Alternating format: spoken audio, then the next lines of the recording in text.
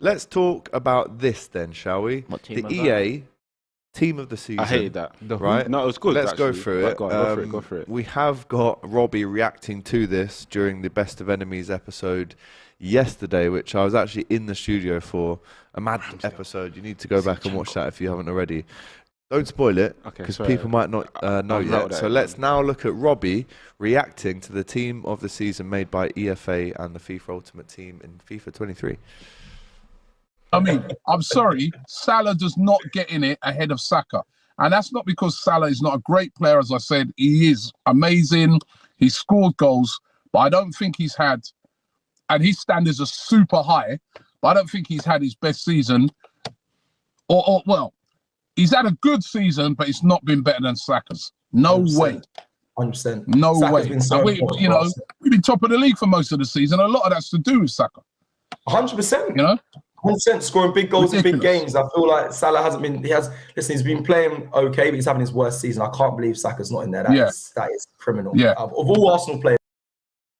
He's having his worst season, but it's still more goals and assists than Saka, and it's still him trying to reach that standard he got to in the first season when he scored 32 goals, which was a record only till now. He's just the seventh Steven Wonder. That shows you. And I don't know why Robbie's got a problem. I scored another fucking banger, man. Um, Someone learn how to defend. Gundogan's on a hat-trick, by the way. It's 2-0 to Man City after 26 minutes, and it's a great goal. Big Sam in the mud. But how is Gundogan scoring twice, man? Gundogan. Bro. Gundogan. Come on, someone learn how to defend. Close him down, man. The guy. This was always going to happen, though. Like, 10-meter ruler on every single vertex of his body, man.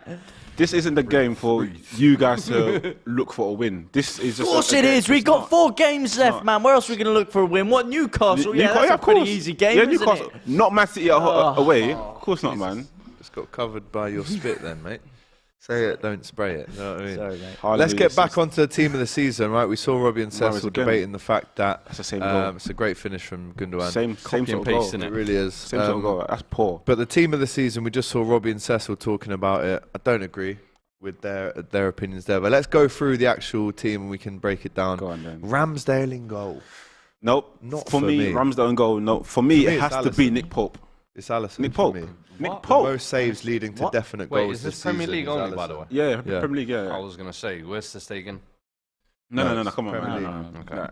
Alisson, no. It has to be Alisson, bro. No, because if you think about Alisson's only making saves because of how poor your defense as a goalkeeper to start in a final tomorrow, who you having, Nick Pope or Alisson? But that's not the question. That's not the question. But the team of the season. I hate when guys do that, you know. Like, well, either way, it's Alisson. Team of the season means who's been the best in this position for the season. There's no way Nick Pope has been a better goalkeeper this season than I Alisson. think they're the 2 candidates, but in all honesty, I would go with Alisson. Alisson. Because he knows. The reason why I'll say is because I think Nick Pope, you have a solid system. I think you have solid centre-backs in front of him as well, which you have to admit do help. Nope. Now, there have been areas, I think, on the ball and things like that where he has been found a little bit Nick Pope wanting. Whereas Alisson, I feel like, even though Liverpool have been bad, he still looked good. And the thing is he was actually still even one of their best players when they were good. Yeah. So I was expecting this season, when they dropped off, I was like, yeah, Alisson's going to start making mistakes and they're going to get caught out. But he's actually raised his level in a funny way, even though the pressure's gotten up. I hear what you're saying. Because he's facing more shots, he's making more saves. But the fact that he's still doing those saves, I mean, important times of the saves that he makes. And I think there have been genuine moments where I can look at Liverpool's season where I'm like, if it weren't for Alisson, you lot would have lost that game. Bro, we would genuinely be like 14th or 15th. Van Dijk this season, Trent this season, yeah. Robbo this season. I heard that in the last 6 games. Oh, yeah, but this season. No, exactly. The back line this season. That's even more of an excuse to put him in. If you're looking for a goalkeeper who can score goals, assist, it's Alisson. I do agree, though. Pope's had a great season. Wait, hang on. Your argument then for Alisson is the same as De Gea, because obviously his team also, they also concede chances as well. So, but De Gea and Alisson are worlds apart with their feet. He also makes more saves. With Nick Pope, don't underestimate the influence Nick Pope has on our team. If you take him out of our defence, it's not the same. It's actually not the same. And we saw it in that cup final, you know, that what Nick Pope does for us, he gives us assurance in behind that, he He's not great with the ball on his feet. I'm not denying any of this, bro. But Alisson does all that and double what he does. There is levels respectfully on the ball. Respectfully, I hear that. But for me, this season, Nick Pope's had Ramsdale's been picked. Yeah, Ramsdale deserves it. Look, you guys are basically crucifying because of Arsenal's success, but he has been a key figure in Arsenal's success. Aaron Ramsdale. I'm not denying that at all. They've had problems. I mean, one of the big problems they had over the years is goalkeeping. Ramsdale this season has even been better than Ramsdale last season. 100%, man. Again, it goes back to the fact that he's faced less shots. I feel like last season that I'm not going to. That's because he was faced more shots, so it looks more glamorous. The Liverpool game, for example, where he single-handedly kept them in it. I don't know what it is. Maybe it's just me, but I felt like last season there were more moments where you looked at Ramsdale like, right, he's actually really digging him out when they were kind of going for that top 4 race. Yeah. But this season, I feel like Gabriel stepped up, Saliba stepped up. Similar like you lot, I'm saying, the back line in front of him, if that's always solid, I feel like the keeper almost, it's a less of a job. No, I disagree, actually. I think it's a harder challenge. You look at Ben White, you look at Saliba, you look at Gabriel, you look at Zinchenko. Pretty much all of them are contenders for Team of the Year, if you like. You're going to tell me now Ramsdale deserves all that credit? I do think so. The same way Alisson had a phenomenal season when Van Dijk was in his pomp. A goalkeeper, I think, is actually tested more when you have a better defence. A lot of goalkeepers look really good when you have... Just say? Well, look, a lot of goalkeepers look really good when they have loads of shots that they're faced with and they have to make loads of saves. But a very, very key part of being a good goalkeeper at the top level is when you don't have that many shots to face and you have to keep your concentration and that's for the one big shot that you face in a game to make the save. Made a save that's won us the game or kept us in.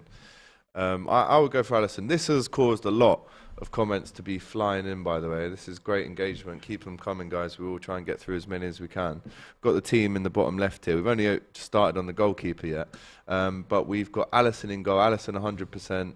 Nick Pope, Alisson, Ramsdale, David Raya, Emerson, Pope. It's Alisson. Otherwise, LFC would be mid-table. Meslier, I think that one's a joke. Alisson or Pope. Alisson, De Gea, Martinez, De Gea. Alisson must be in goal. De Gea most clean sheets. Alisson has been amazing. If it wasn't for him, we'd be 16th. Right. So a lot of people saying Alisson. If I'm really honest in the chats, Lloris definitely not. Alisson, another Ramsdale. So again, let us know if you agree with that one in the comments. But let's go through the rest of the team. Kieran Trippier right back. Nobody has anything to say. That's it. Next one. Kieran Trippier has been the best right back this season. Ben White? Nope. Ben White's been extremely consistent. I would lean towards Trippier as well. I would lean towards Trippier.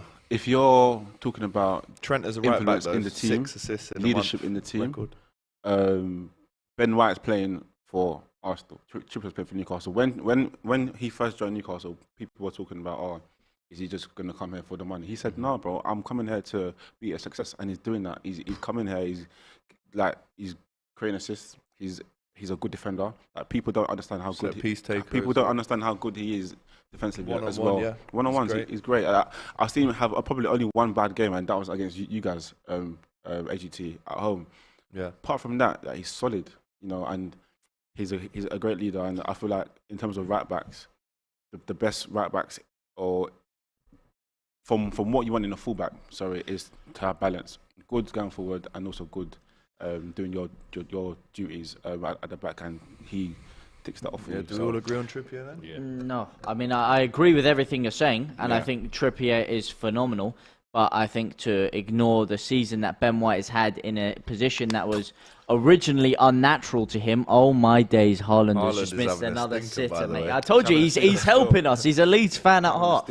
But to ignore the season that Ben White's had, like I said, he's naturally a centre-half. To go out at right-back, the consistency that you get in from him week in, week out, at the pressure of playing for a club like Arsenal and the way he's delivered. Oh my God. Air shot from early. That was perfect. Haaland is getting 2 goals, but no, he's not getting anything, mate. I told you, he's a Leeds fan. He's helping us out. Go through the team but carrying on Ben White, I would put a conversation in for him, but I have no problem with Trippier's in for us. Saliba, Ruben Diaz, and Zinchenko make up the back 4. Zinchenko one for me. That's a stinker. I do like Zinni. I think he's a good player, but he's been in and out of the Arsenal side quite often this season, and I feel like Nathan Ake, he's playing on the left-hand side for Man City, should have really got a shout. I agree. I think Nathan Ake for me has been hands down the best left back this season. I think when you never expected him to play there, I think you look at City's backline, he's probably been the most consistent and ever present one there as well.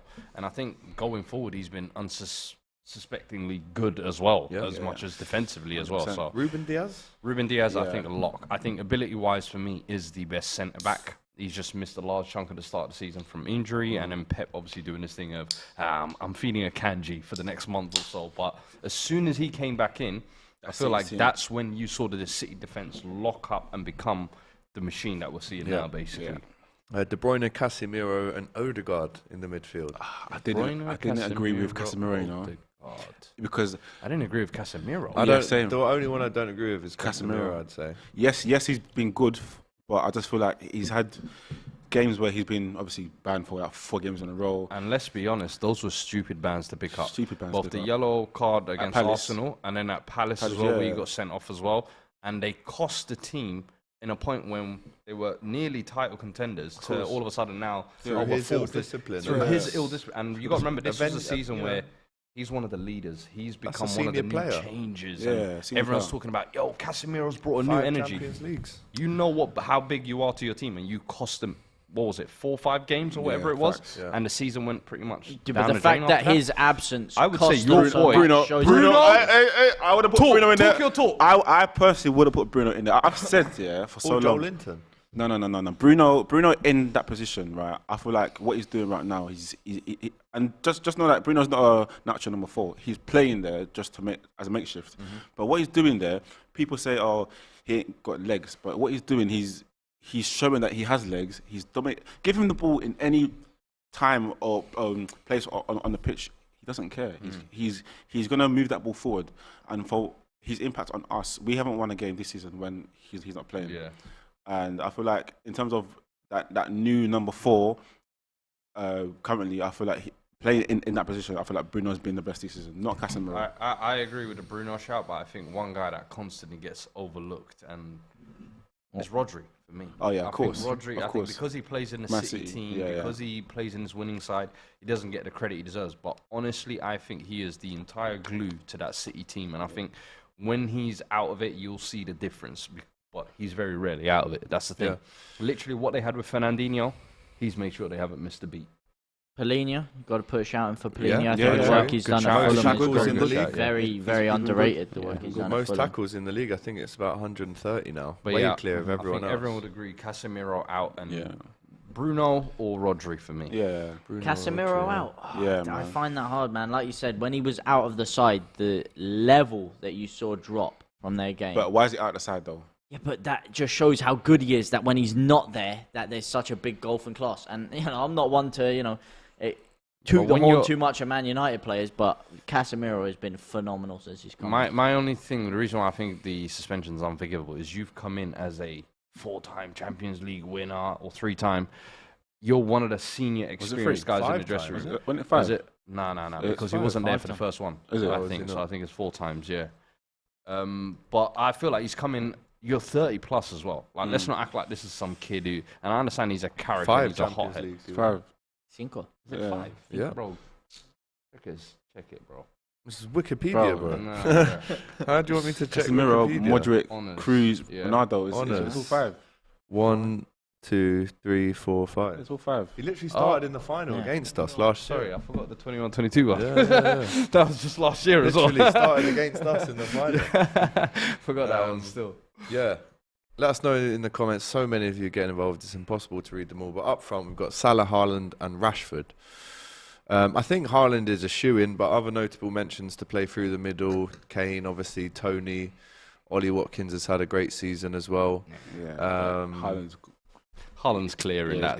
But Salah should be there. No, I don't Alex. Really agree with that train of thought that just because he's not having his best season, that's because his level is so high. And a bad season for him is like 28 goals. I know. He scored 30 goals still this season. But that's what we compare players to, is themselves. So who would you have ahead of him? I'm sorry, as much as I'm part of the haters club, I have to say Bukayo Saka walks into that right side for me.